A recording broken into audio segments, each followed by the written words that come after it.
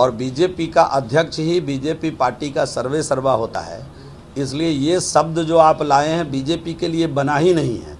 BJP में always all is well है, इसी फार्मूले पर बीजेपी चल रही है। झारखंड में कल जो है छापे पड़े आईएएस ऑफिसर हैं पूजा सिंघल, उनके यहाँ करोड़ों की संपत्ति मिली। जीतन राम मांझी आप लोगों के सहयोगी हैं, उनका कहना है, उनकी पार्टी के का कहना है कि यहाँ भी वैसे आईएएस ऑफिसर वो उनको मालूम है, वो भी बिहार के सम्मानित मुख्यमंत्री रह चुके हैं। उनके कार्यकाल में भी, उनके पूर्व के कार्यकाल में भी और वर्तमान में भी बिहार के अंदर सुशासन की सरकार चल रही है। और सुशासन की सरकार में आप सभी मित्रों को पता है कि देश के अंदर बड़े पैमाने पर इस प्रकार के भ्रष्ट अधिकारियों के खिलाफ कार्रवाई करना, छापेमारी करना बिहार में पहले से हो रहा है। और ज़रूरत पड़ी है तो उनकी सब संपत्ति जब्त करना, ये माननीय मुख्यमंत्री जी के नेतृत्व में, माननीय उप मुख्यमंत्री जी के नेतृत्व में पहले से एनडीए की सरकार बिहार के अंदर कर रही है। इसलिए ये कोई नई बात उन्होंने नहीं कहा है और उन्होंने जो कहा है उस पर जरूर अमल किया जाए। ये एनआरसी की जरूरत बिहार में है क्योंकि आपके अपने भी इस मुद्दे पे आपका साथ छोड़ रहे हैं। अब देखिए, ये मैंने कहा ना कि ये भी मुद्दा शीर्ष नेतृत्व का है। इसमें शीर्ष नेतृत्व का जैसा फरमान होगा, केंद्र की सरकार का ये मुद्दा है, ये मुद्दा बिहार का नहीं है, किसी राज्य सरकार का नहीं है। केंद्र की सरकार इस पर जो भी निर्णय लेगी वह भारत की सरकार है, भारत के जनता के द्वारा। मुझे मालूम नहीं अभी तक इसकी कोई आधिकारिक सूचना प्रदेश कार्यालय को नहीं मिली है, और जब तक प्रदेश कार्यालय को इसकी आधिकारिक सूचना नहीं मिलती है मैं इसकी पुष्टि नहीं कर सकता।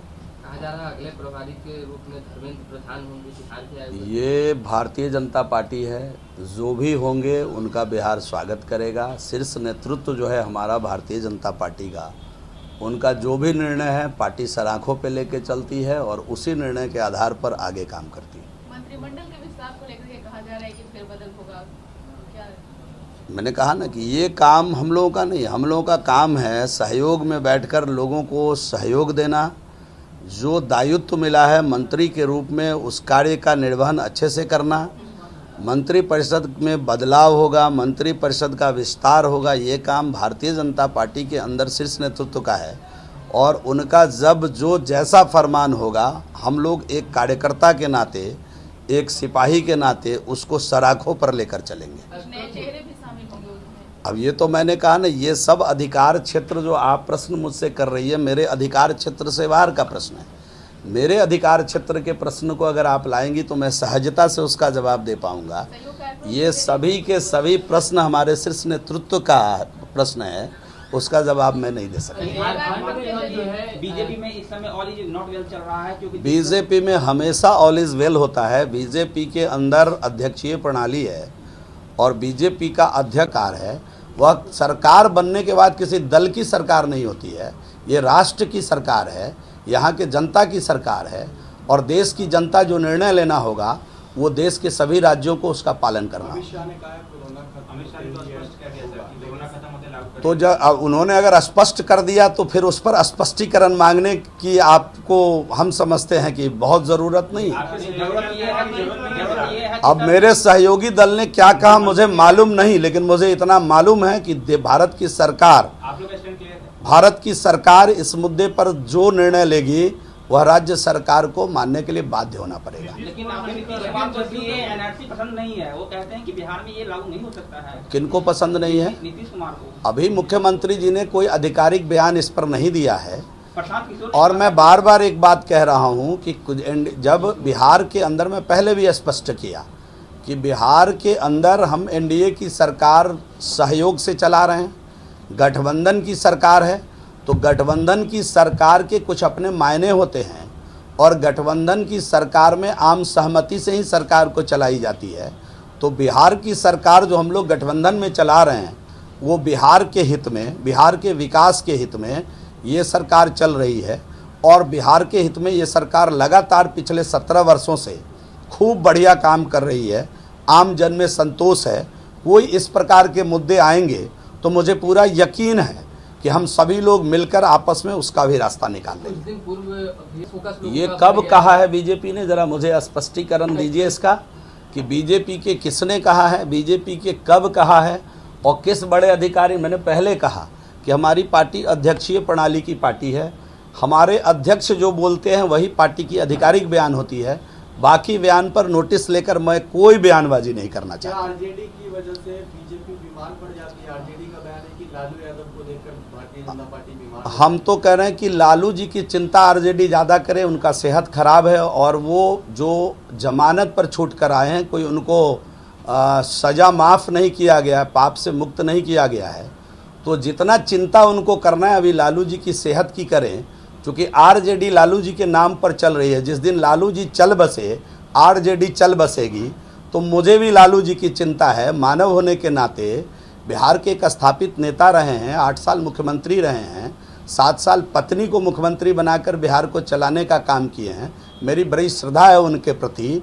हम तो भगवान से यही प्रार्थना करेंगे कि उनका सेहत ठीक रहे और उनके पूरे परिवार को ईश्वर सद्बुद्धि दे कि जमानत से छूट कर आए हैं, उनके सेहत का ध्यान रखे, उनके सेहत का मुकम्मल व्यवस्था करे और बुढ़ापे में कम से कम पिता के सेवा करने का दायित्व का निर्वहन भी उनके लोग, उनके बच्चे करें। हम ये ईश्वर से प्रार्थना करेंगे और स्वयं लालू जी से भी प्रार्थना करेंगे कि आप ईश्वर की आराधना करिए, उनकी प्रार्थना करिए।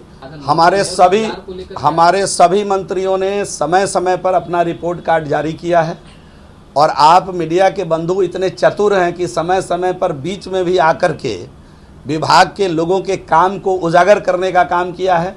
अगर उनको रोजगार की चिंता है तो 15 वर्ष तक अपना लेखा जोखा लेकर के आवे, उनके माता पिता के समय क्या रोजगार बिहार में मिला और हम लोगों ने 17 वर्ष में कितना रोजगार दिया है। अगर मैं चुनौती देकर उनको कहता हूं कि अगर सही मायने में अगर रोजगार की चिंता कर रहे हैं तो अपने माता पिता के 15 साल का रिपोर्ट कार्ड लेकर के आवें और हमारा 17 साल का रिपोर्ट कार्ड लाकर जनता के सामने रखने का काम करें। मैं चुनौती देकर ये बात कहना चाहता हूं और मैं बड़ी गंभीरता के साथ एक बात आपके कैमरे पर बहुत विश्वास के साथ कहना चाहता हूं कि जिस 19 लाख रोजगार की हमने बात की है, वो 19 लाख रोजगार दे करके ही 25 के चुनाव में हम लोग चुनाव मैदान में जाएंगे। मैं बड़ी गंभीरता के साथ ये बात आप लोगों को कहना चाहता हूँ। बुरा बाल माफ करो का नारा लगा। अब ये तो उनको पूछना चाहिए, ये तो अपने पिताजी से पूछना चाहिए कि भूरा बाल क्यों साफ कर रहे थे और आज परिस्थिति ऐसी क्यों आई जो भूरा बाल माफ करो का नारा वो दे रहे हैं। ये तो उनको ये इस प्रश्न का जवाब और सवाल उनके घर में ही निहित है। लेकिन हम तो कहेंगे अभी उनके सेहत की चिंता करें। ये भूरा बाल न कभी साफ हुआ है न हो सकता है। ये देश के लिए काम करने वाला रहा है, ये राष्ट्र के लिए काम करने वाला रहा है और देश के सभी जाति वर्ग के लोगों ने बिहार का विकास किया है। कुछ बता दिया मैं बीजेपी किसी से नहीं डरती है। बीजेपी दुनिया की सबसे बड़ी पार्टी है। बीजेपी कार्यकर्ताओं की बदौलत चलने वाली पार्टी है। बीजेपी किसी समीकरण से लुढ़कने और चलने वाली पार्टी नहीं है। बीजेपी के अंदर कार्यकर्ता मनोभाव से काम करते हैं। बीजेपी के कार्यकर्ता सिपाही के नाते काम करते हैं। बीजेपी की कार्यकर्ताओं ने दिखा दिया दुनिया में वर्ल्ड रिकॉर्ड बना करके कि 43 डिग्री टेम्परेचर पर भी कैसे बीजेपी के 2 लाख कार्यकर्ता एक मैदान में पहुंच जाते हैं। और जब राष्ट्रवाद की बात आती है, तिरंगा फहरा करके देश का नाम दुनिया में रोशन करने की बात आती है, तो 43-44 डिग्री टेम्परेचर को भी धत्ता बताते हुए किसी खुले मैदान में आकर के दुनिया में वर्ल्ड रिकॉर्ड बना करके भारत माता का मस्तक गर्व से ऊंचा करने का काम करती है। तो बीजेपी के लोग इन लोगों के गिदर भभकी में और बयानबाजी में कभी न डरी है न डरने वाली। धर्मेंद्र प्रधान माननीय धर्मेंद्र प्रधान जी का माननीय मुख्यमंत्री नीतीश कुमार जी से पुराने संबंध रहे। धर्मेंद्र जी 2010 में भी यहाँ प्रभारी थे और उनके नेतृत्व में बिहार ने बड़ी सफलता प्राप्त की थी। 10 के अंदर दोनों ही दल जदयू बीजेपी मिला करके जो गठबंधन था, सर्वाधिक सफलता उसको मिली थी और पुराने संबंध हैं, केंद्र में मंत्री हैं, तो मुलाकात तो होती ही रहती है। इसमें कौन सी नई बड़ी बात हो गई जो आप इतनी चिंतित होकर के यह प्रश्न ला रहे हैं। लेकिन ऐसी कौन सी मुलाकात हुई कि प्रदेश अध्यक्ष को भी इस बात की जानकारी है? नहीं, ऐसा नहीं है। पार्टी के सभी शीर्ष नेतृत्व के लोगों को मालूम है उनका कब आना हुआ है, कब मिलना हुआ है और ये रूटीन मिलना जुलना था।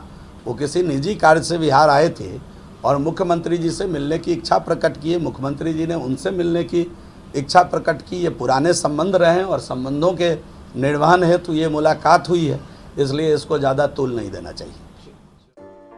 अगर आपको हमारा वीडियो पसंद आया हो तो इसे लाइक करें, सब्सक्राइब करें और साथ ही बेल आइकन दबाना ना भूलें।